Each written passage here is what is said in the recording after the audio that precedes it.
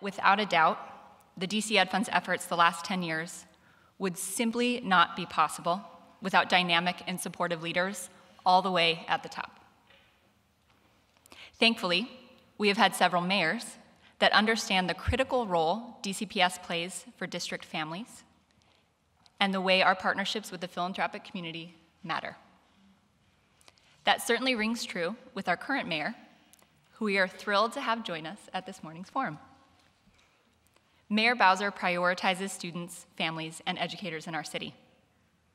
We hold a lot of events like this one, and every time I turn around, the mayor is there, supporting DC Ed Fund, supporting DCPS, not just with talk, but with action.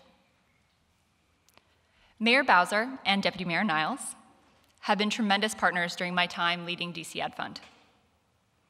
Together, we have launched major initiatives, empowering Mills of Color and Cornerstones to name just two, and raised the funds needed to support them.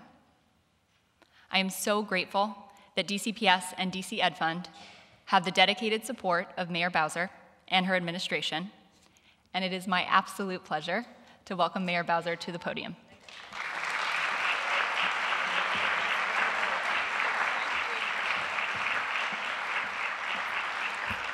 Well, good morning, everybody, and welcome to our beautiful Dunbar Senior High School. I am just delighted to be here, and I want to thank Jessica for that warm introduction, but also to thank her for her outstanding leadership. Let's give her a big round of applause. I was delighted to get to hear our chancellor speak, and as I was watching them and listening to them, I was just recalling the last 10 years of outstanding leadership in Washington, D.C. What I'm reminded of every time I go across the country talking about public education, other people remind me how lucky we are and how lucky we have been for 10 years to have consistent leadership, focused leadership, and really smart and dedicated people who put children first. And so I want to thank Chancellor Reed, Chancellor Henderson, and Chancellor Wilson. Please give them a big round of applause. The experience I wanted to recall when we were preparing in Washington, D.C. for a real renewed commitment to public education reform was prior to my tenure in elected office. It was when I was running for the first time for elected office, and Mayor Fenty then was proposing mayoral control and accountability of the schools. And there was a huge debate in our communities about how we would move forward. And I was so proud then, as I am now, to speak up, in one case, the only voice in a crowded field of candidates in a room full of people, to say, we cannot wait for public education reform, and we have to act now. I still firmly believe that our focus on a single line of accountability that says the mayor and the chancellor with the city council will make the decisions that we need to make our schools great. And that has been our focus for the last 10 years. And in that time, there have been a lot of tough decisions to have been made. I remember Chancellor Reed spending hours, all night sometimes, at council hearings talking about what we were doing.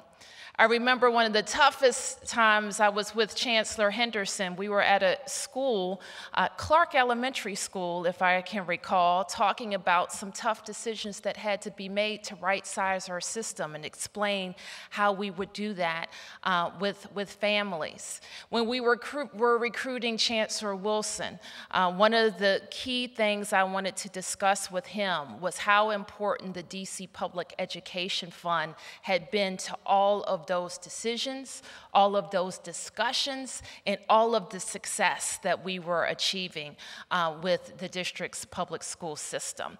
And he was ready. He knew, of course, of the work of the Public Education Fund and how it had supported our public schools.